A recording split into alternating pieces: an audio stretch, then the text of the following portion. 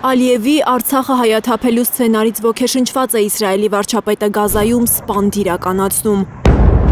Պնդում են փորձագետներն ու նկատում, ինչպես Ալիևը դատարկեց Արցախը հայերից, այնպես էլ հրեական պետության ղեկավարն է ուզում մաքրել Գազան պաղեստինցիներից։ Սրա համար է իսրայելական բանակը վերսկսել ռազմական գործողությունները Գազայում ու մեկ օրում 400-ից ավելի խաղաղ բնակիչ սպանել։ Իսրայելը փաստացի չի ցանկանում որևէ փոխզիջման գնալ Համասի հետ եւ զիջում կատարել իր գլոբալ նպատակներից։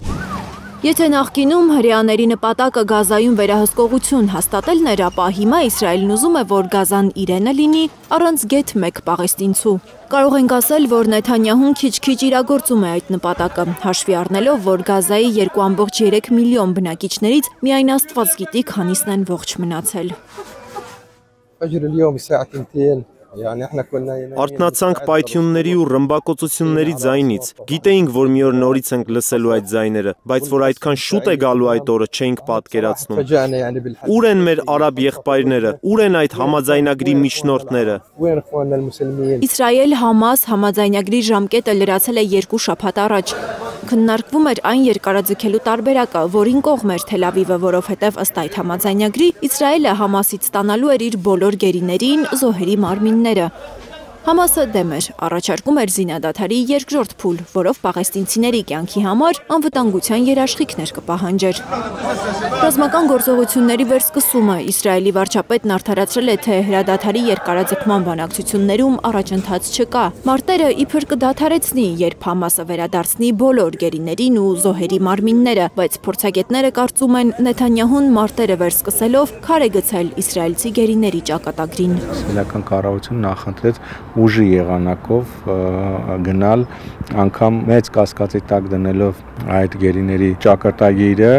գնալ անվտանգային շահի իրացման ճանապարհով անցյալ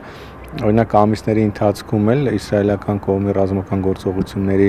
հետևանքով օրինակ տասնյակ գերիներ մահացել են։ Արաբագետ Արմեն Պետրոսյանը կարծում է, շարունակելու ենք ականատես լինել Գազայում այսպիսի սահմռկեցուցիչ տեսարանների, քանի դեռ Նեթանյահուն շարունակում է վայելել ԱՄՆ նոր նախագահի անվերապահ աջակցությունը։ Եթե նախորդ վարչակազմի Ջո Բայդենի վարչակազմի կողմից կար